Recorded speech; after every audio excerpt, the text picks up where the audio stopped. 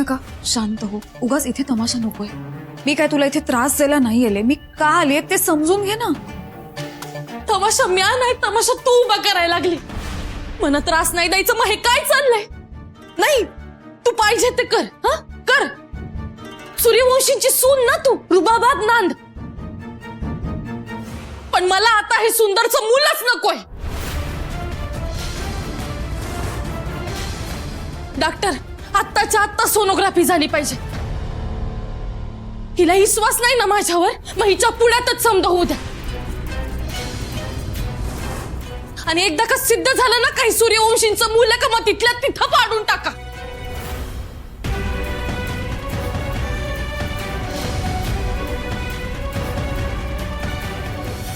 काय बोलते ही? सुंदर सूर्यवंशी जाऊन शिशा पोटात कस काय? बघ की याचा अर्थ काय घ्यायचा?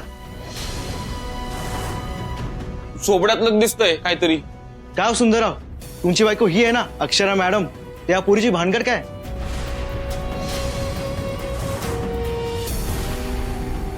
अन हिच्या पोटात तुमचा अंश कसं काय?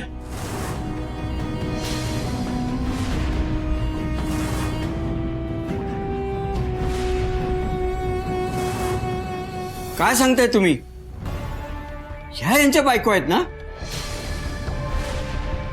मला तर काहीतरी वेगळंच सांगितलं होतं.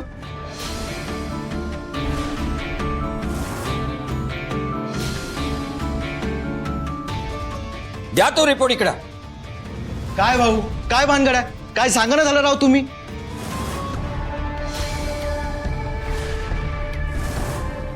ओ सुंदरराव, सांगा ना.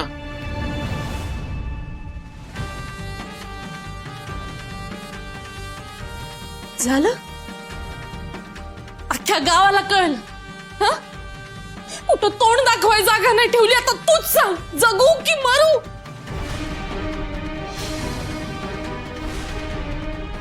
डॉक्टर, मला या समजातून बाहेर काढा. एक तर हे मूल पाडा, नाही तर मला मारायचं औषध द्या. मी पाया पडते तुमच्या, काहीतरी करा. डॉक्टर, मला या समजातून बाहेर काढा. मला नको हे समजा.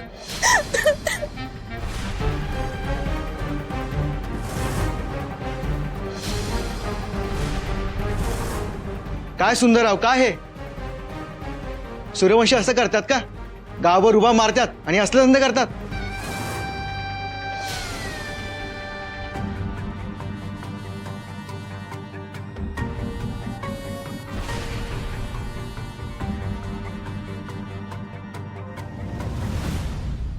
चला, आपलं काम झालं. काडी पडली, वणवा पेटला. आता बसू देत शिमगा करत.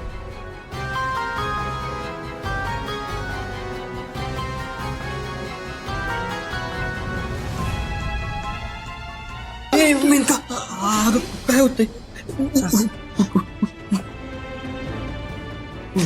सुंदरराव, तुम्ही थांबा.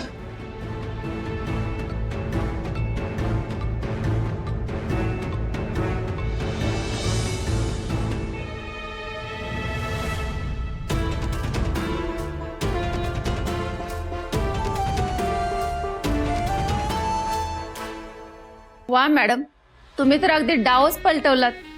कसलं भारी डोकं चालवलं. त्या अक्षरा मॅडमच्या कानफाटात मारल्यासारखं झालं. आपलं असंच असतंय, म्हणून वात्या वाऱ्याला धरायचं नाही आणि मेनकाचा नाद करायचा नाही. मेनका मॅडम, तुमचा नाद करायचा नाही ते ठीक आहे, पण अक्षरा मॅडमच्या हातात माझ्या खोट्या डिग्री आणि सर्टिफिकेट पडल्या असत्या ना, तर माझं सगळंच पितं उघडं पडलं असतं आणि मला आयुष्यभर जेलची हवा खावी लागली असती. डॉक्टर, अहो किती घाबरता हो तुम्ही?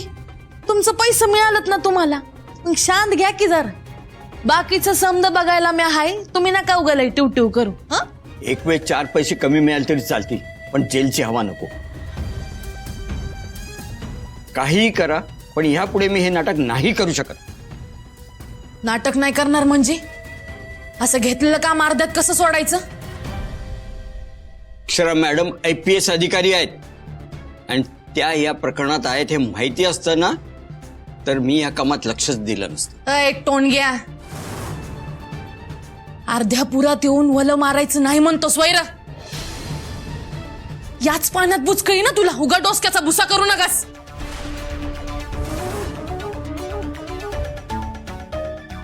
बरं ठीक आहे, चल ठरलं, केलं तुला मोकळ. तसं बी आता यापुढं या नाटकाची काय बी गरज नाही. माझ्याकडे एक मोठा बॉम्ब आहे, तो फोडते आणि धमाका करते.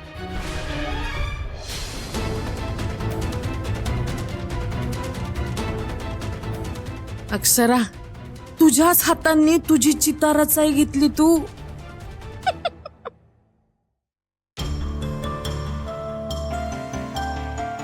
काय होऊन बसलंय, करायला गेले एक आणि झालं काय भलतच. केलं ते बरोबर आहे की चूक तेच कळत नाहीये. माझ्या एका निर्णयामुळे सूर्यवंशी कुटुंबाची नाचक्की.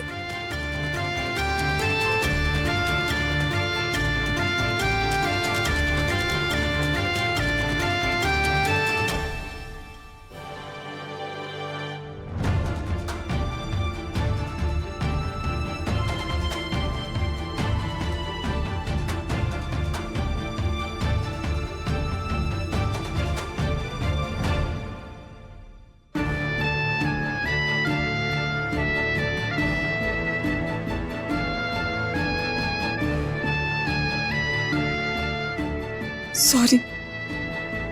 काय सॉरी अक्षरा? अगं तुझ्या सॉरीनं हे समजा निस्तरणार आहे वय?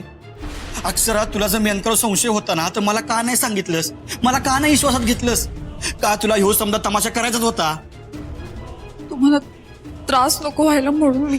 अगं बरं अक्षरा, जो त्रास व्हायचा ना तो झालाच की. हा झालाच ना मग त्रास. अक्षरा, आता हे समजा कसं निस्तरायचंय? हा काय हाय व्हायच्यावर पर्याय?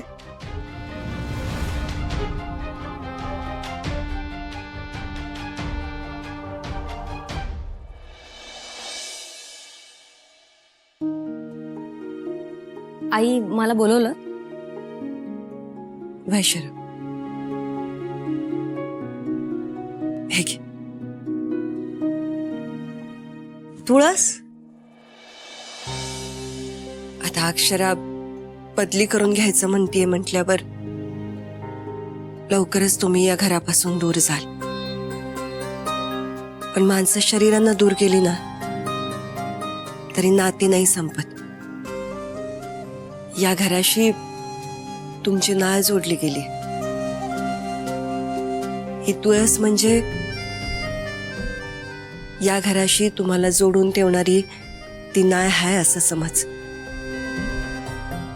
तुम्ही जिथं कुठं जाल ना तिथं हिला जगवा.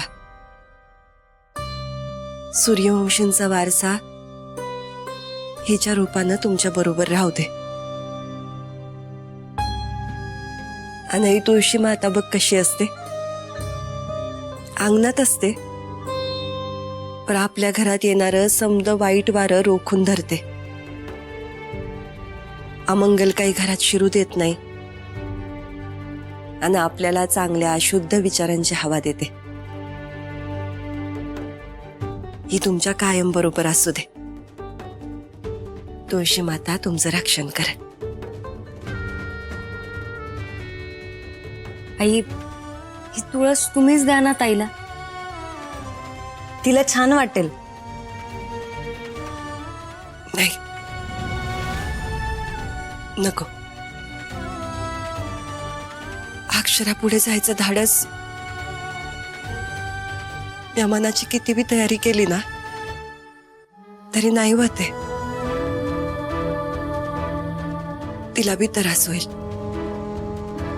पाय निघणार नाही तिचा. उगीच त्रास होईल तिला. नको.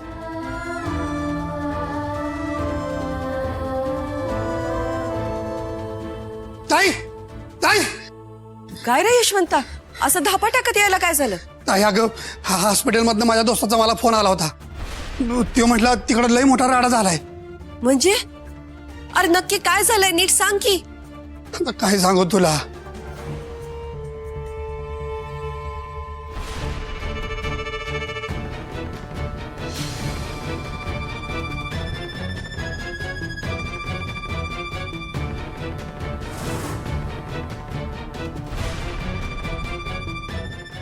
गेली समधी इज्जत गेली आपली.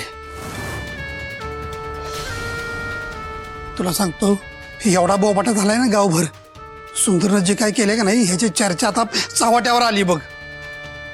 अरे देवा,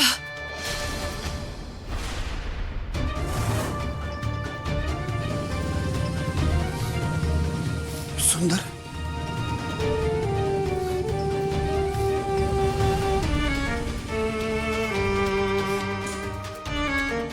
मेनका,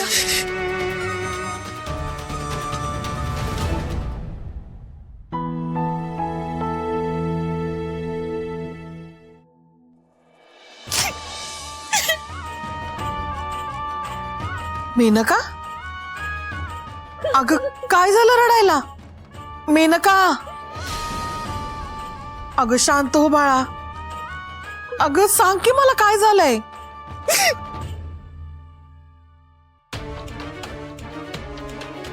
अगं आता तू मला सांगितलं नाही तर मला कसं कळणार आहे सांग. मेनका काय झालंय? शांत हो बाळा. मेनका अगं सांग की मला काय झालंय. अगं कशा पायी रडतीयास मेनका? वा मेनका, तुला तर खास बघितल्या कुस्तीची वस्तादच करायला पाहिजे. काय एक एक डाव टाकती. एक ती स्वर्गातली मेनका आणि एक ही मेनका. एखाद्याची वाट कशी लावायची यांना चांगलंच माहितीये. भर मानवात दिला धक्का नि हळद म्हणून लावला बुक्का. भारी आहे. आता हिनं हिचं काम केलं. पुढचा डाव आपणच साधला पाहिजे. काय होऊन बसलंय हे समद? कुठलं ग्रहण लागलंय या घराला? आज कुठे जाऊन थांबणार आहे हे सगळं?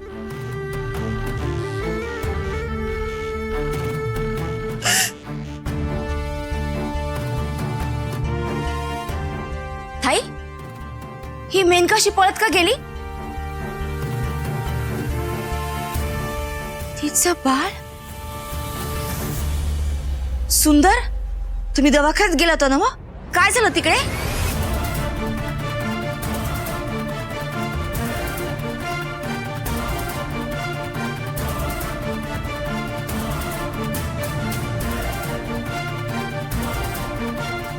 अक्षरा, आत्या,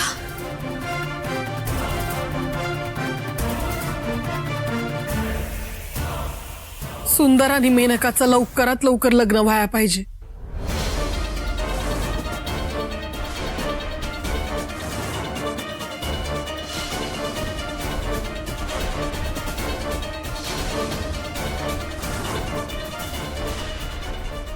त्या काय बोलताय तुम्ही? कायद्यानं हे शक्य नाहीये. ताई आणि जिजूंचं लग्न अजूनही संमत आहे. त्यांचा डिवोर्स फायनल झाल्याशिवाय हे लग्न नाही होऊ शकत.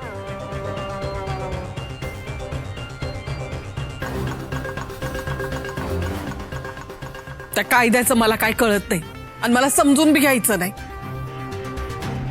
या पोरीच्या पोटात वाढणारं बाळ आणि यांची गेलेली इज्जत परत मिळवून देणार आहे वा कायदा? का त्याची जबाबदारी घेणार आहे कायदा?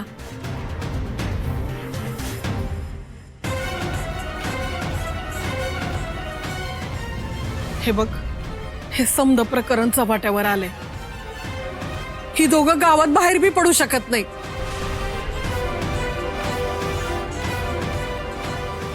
अक्षरा, हे बघ, सुंदरची बायको म्हणून नाही, पोलीस अधिकारी म्हणून नाही, पर एक बाई म्हणून मेनकाच्या जागी ठेव स्वतःला आणि काय तो निर्णय दे.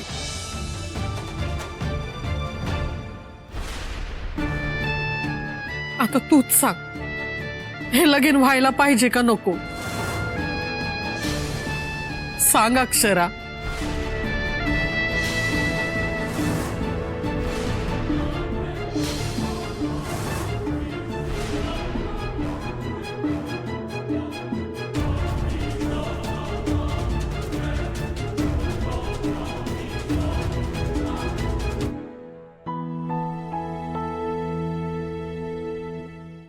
मला मान्य आहे हे लग्न.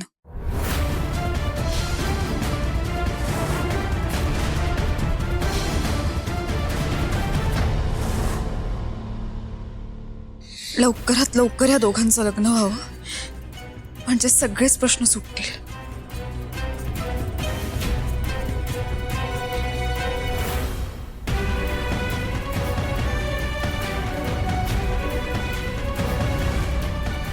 ताई अगं हे कसं शक्य आहे? कायद्यानं तुझं लग्न. कायद्याने जी शिक्षा होईल ती भोगायला मी तयार आहे.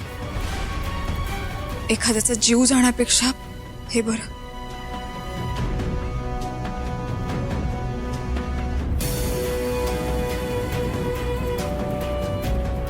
मेनका,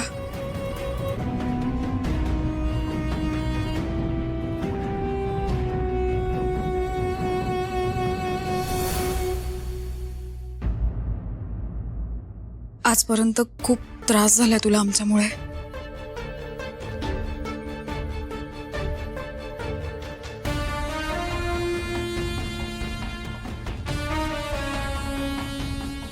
प्लीज मला माफ कर.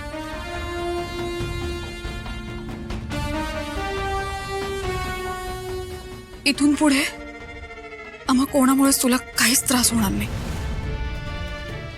तू टेन्शन नको घेऊ हा कसलं. खुश राहा.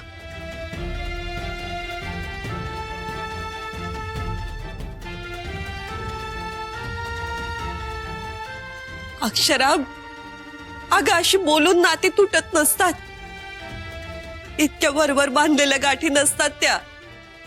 पुन्हा एकदा विचार कर.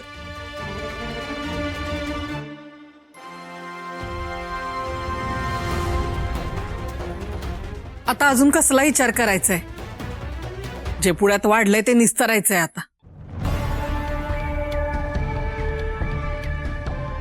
आणि अक्षरा म्हणलीये ना व लग्न करायचं म्हणून. मग आता उगाच फाटे फोडत बसू नका.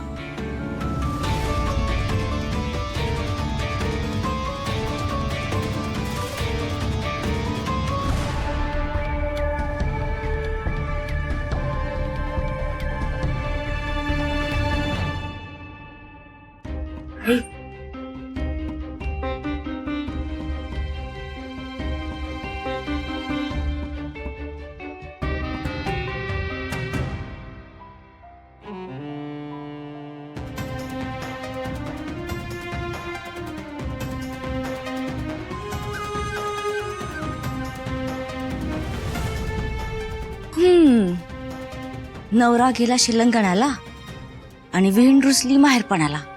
असं नको व्हायला. काही बी अडथळा यायच्या आत हे लगीन पार पडलं पाहिजे. त्याची व्यवस्था केली मी. तू नको काळजी करूस.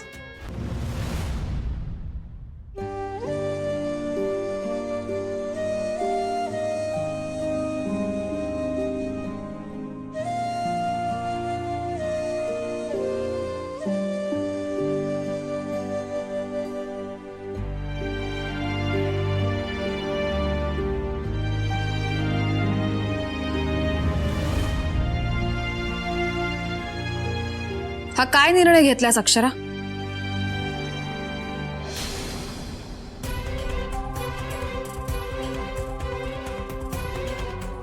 या सगळ्यात तुझी काय चूक आहे? का स्वतःला शिक्षा देतेस? का सुंदर आणि मेनकाच्या लग्नाला तडकाफडकी हो म्हणालीस? दुसरा कुठलाच पर्याय नव्हता माझ्याकडे.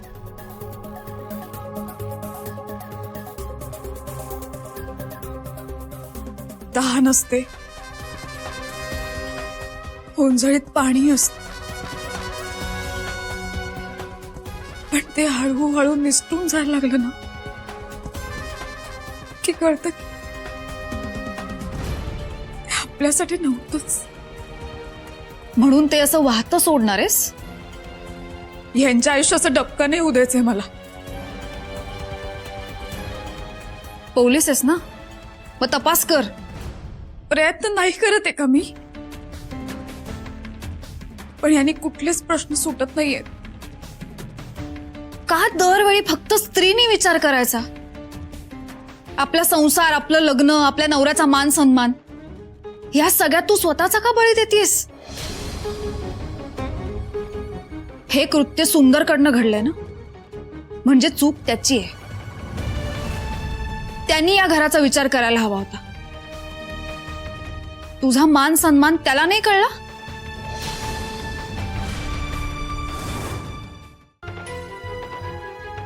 हो, पण म्हणून मी सगळे यांच्यावर ढकलून मोकळे नाही होऊ शकत. माझ्या जबाबदाऱ्यांपासून मुक्त नाही होऊ शकत.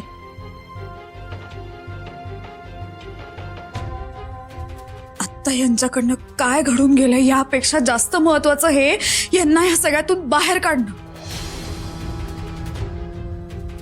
आणि हे बायको म्हणून माझं कर्तव्य आहे. भले मी आता ह्याच्यापासून वेगळी होत असेल, पण माझ्या कर्तव्यापासून मी नाही वेगळी होऊ शकत. यालाच लग्न गाठ म्हणतात. आणि या गाठी 7 जन्माच्या असतात. त्या अशा नाही सुटत. प्रत्येक स्त्रीच्या मनात आपल्या नवऱ्याविषयीचं प्रेम, त्याचा मान सन्मान हा असलाच पाहिजे. त्याचा मान सन्मान अबाधित राहण्यासाठी तिने प्रयत्न केलेच पाहिजेत. हे हे हे फक्त एक मंगळसूत्र नाहीये. हे प्रत्येक स्त्रीची ढाल आहे. आणि ही ढाल पुढे करून ती स्त्री कुठलंही संकट परतवू शकते. हे जोपर्यंत तिच्या गळ्यात आहे ना, तोपर्यंत तिला कोणीच हरवू शकत नाही.